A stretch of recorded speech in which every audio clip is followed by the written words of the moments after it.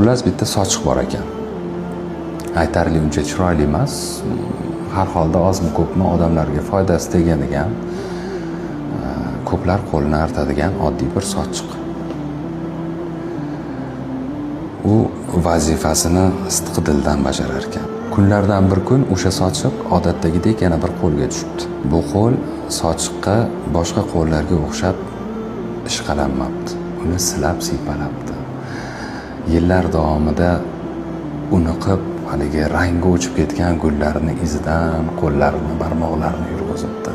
Sochiq darhol sezibdi. Bu qo'llar boshqalarga o'xshamagan. Bu qo'llarda uzoq vaqt qolishni xohlabdi. Nazarida bu qo'llar uni ko'nini tushunganda ekanda. Oradan vaqtlar o'tibdi. Sochiq haligi qo'lni entikib tutadigan bo'libdi. Xullas nimagaligini o'zi ham bilmay, haligi sochiq o'sha qo'llarga o'rganib qoladi. Bu qo'llar kunlardan bir kun sochiqqa qo'llarini artib axlat qutisiga uloqtirib ketadi. Sochiq axlat qutisida yotib o'ylar ekan, balki adashib yuborgandir. Vaqt o'tib esiga tushsam, balki qaytib olar deb uzoq kutibdi. Oradan vaqtlar o'tibdi. Nihoyat sochiq umuman hech kimni kutmaydigan bo'ldi.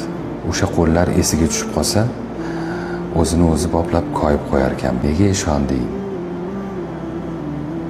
Axir ular ham oddiy qo'l edi-ku. Boshqalar qatori oddiy qo'l. Xullas qissadan hissa